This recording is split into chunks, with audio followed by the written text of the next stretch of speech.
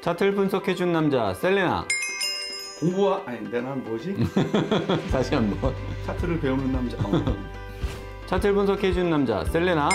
차트를 배우는 남자 돈PD입니다. Ready to roll out. 자, 오늘 그 돈PD님 갱생 프로젝트 제 1회 시작하게 될 건데, 제 개인적인 생각으로는 뭐 처음에 배우시는 분들이 이제 캔들서부터 막 배우기 시작하잖아요. 사실 내 캔들을 배운다라고 해서 물론 중요하지만 캔들로 인해서 막 수익을 갑자기 낼 수 있고 이런 건 아니거든요. 근데 이제 제가 개인적으로 봤을 때 가장 재밌는 거는 또 가장 중요하다고 생각하는 건 매물대입니다. 매물대를 작도한다. 그러니까 수평선을 이용해서 차트에 그리는 거를 이제 작도를 한다라고 하는데 그 과정이 꼭 필요하거든요. 근데 제가 그리니까 사람들이 이제 그냥 대충 그리면 되나 보다라고 생각하시는데 절대 그렇지 않아요. 그려보세요. 엄청 힘듭니다.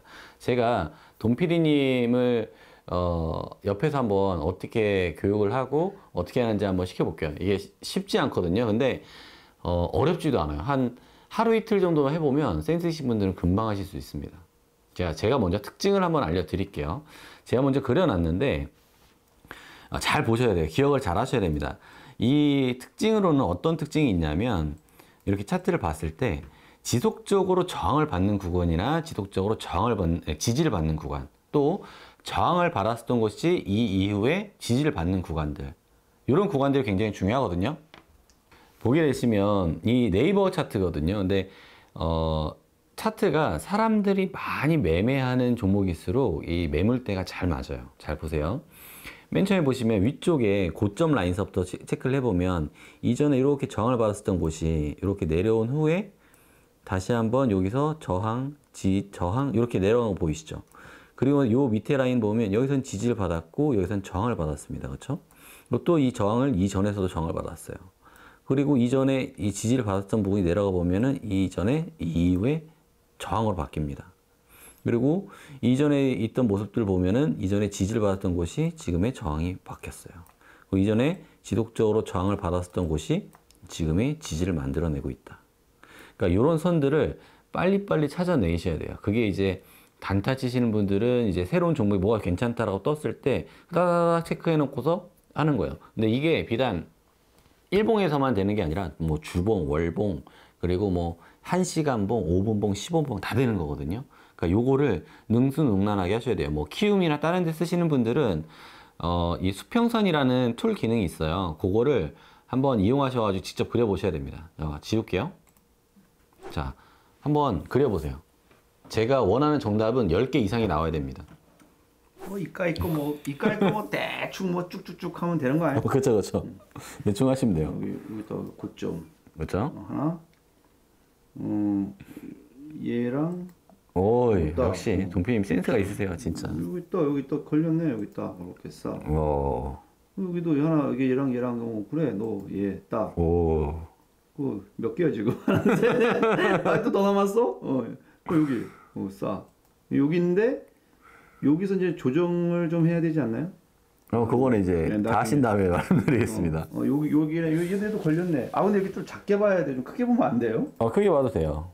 여기랑 여기 지지라인, 여기 고점, 여기 딱. 여기 거래량 터지고. 웃지 마세요. 점점 지저분해지고 있죠? 여기 많아. 여기 갭 딱 띄웠잖아. 갭 띄우고 여기 딱 하나, 둘, 셋, 딱. 오케이, 싹. 여기 쑥쑥 여기 싹. 10개가 넘는 것 같아. 갭 띄우고 여기 싹.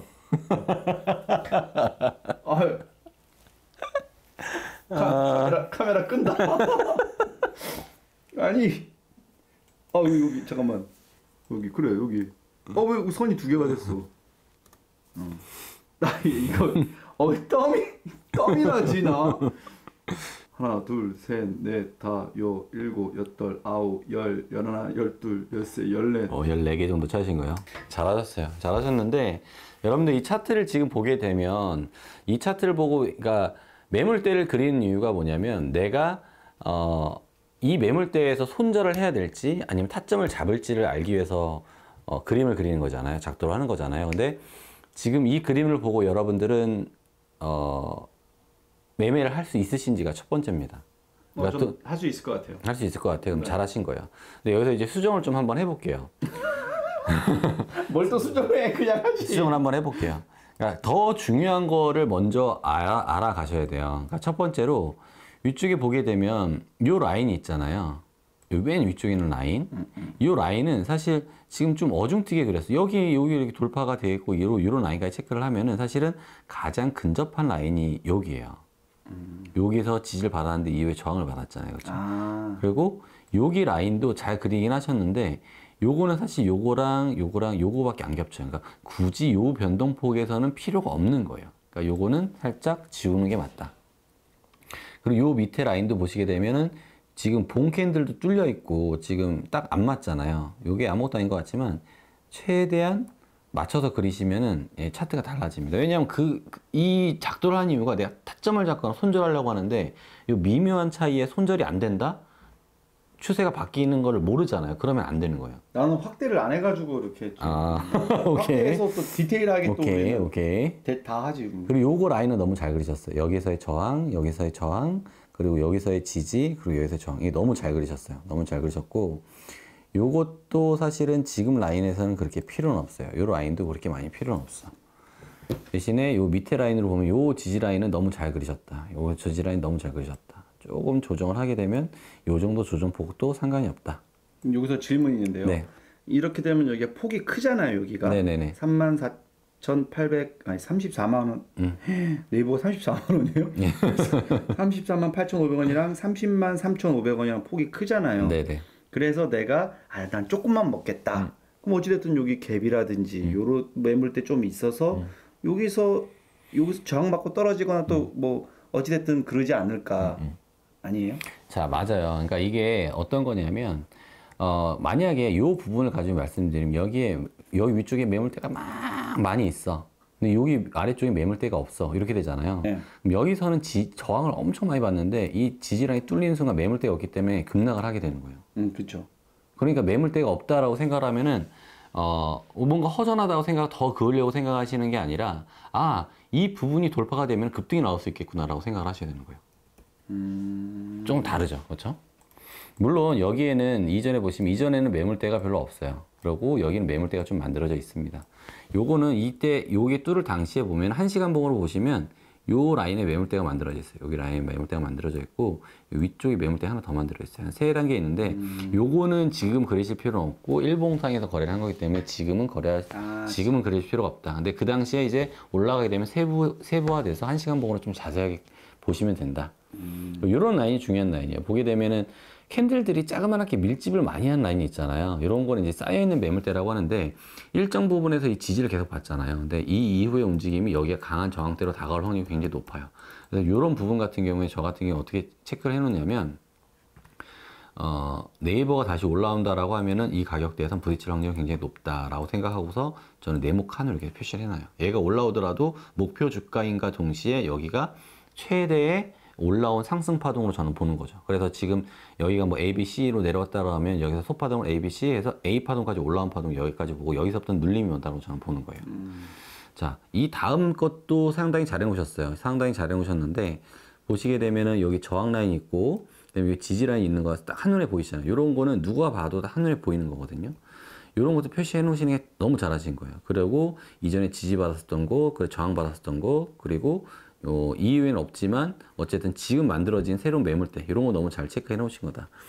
여기서는 사실 이게 중복이 될 필요는 없을 것 같은데 이쪽 지금 위쪽에 표시했던 라인을 살짝 이렇게 높이거나 살짝 높이면은 여기에 있는 그 더블탑에서 맞아 있고 여기서 저항 맞아 있고 꼬리 맞아 있고 요게 더 정확한 것 같고 여기 밑에 라인도 잘 잡으셨어요. 여기 밑에 라인도 너무 잘 잡으셨다. 여기 밑에에서 지금 왜냐하면 지금 거래되고 있는 것들은 좀 세밀하게 잡을 필요가 있어요. 그리고 밑에 라인도 이렇게 잡아놓고 이것도 너무 잘하셨고 밑에 라인도 조금 더 수정을 해서 이 밑으로 이렇게 잡아놓으셨다. 그러니까 조금의 차이이지만 이게 미묘하게 정확하게 그으시려는 습관을 들이셔야 나중에 뭐 5분 봉을 하시던 30분 봉을 하시던 조금 더 정확하게 잴 수가 있다. 그러면 매물대를 이렇게 그려놨잖아요. 그러면 사실 지금하고 상관없는 매물대들은 그러니까 지금 연습인데 지금하고 상관없는 매물대들은 이렇게 지우시는 거예요. 열심히 그렸는데 좀 허무하죠. 이거 또 어떻게 그리지라고 싶은데 또 그리더라도 또 그 가격대에 똑같이 그리는 게 공부가 훨씬 더 잘 됩니다. 또 그리시면 조금 더 정확해지실 거예요. 그리고 지금 움직이는 거에서의 위쪽으로의 저항대가 어디 있고 밑에 쪽으로의 저항대가 어디 있는지를 요 매물대로 이제 확인을 하시는 거예요. 그러면 만약에 추세가 바뀐다 그러면 이전에 지지 라인에서 얘가 저항을 받고 또 지지를 받고 또 올라가고 얘가 내려온다 라고 하는데 지지를 받고 또 올라가고 그럼 우리는 어디서 잡아야 돼요? 최소한 우리는 이 매물대를 이용해서 어떻게 잡아가야 되냐면 내려왔을 때 이렇게 내려왔을 때 이런 지지 라인과 겹치는 라인을 최소한 잡으려고 노력을 하셔야 돼요. 혹은 추세가 바뀌었다라고 느끼는 지점은 어떤 지점이 되냐면 이런 지점에서 여기 지지받아야 되는데 얘가 저항으로 바뀌었네. 야 추세가 밑으로 갈려나 보다. 여기까지는 가겠지. 근데 이전에 넥라인이 뚫리면 안 되는데 잠깐 지지받더니 또 뚫리네. 야 이거 안 되겠다. 이때는 손절 쳐야 되는 거예요. 그러면 이전에 지지받았던 곳, 야 여기는 강력하게 지켜주는구나, 올라가는구나 라고 생각을 했는데 뚫렸네요. 그럼 추세가 이 매물대를 깨지는 순간 추세가 또 밑으로 깨지는 거예요.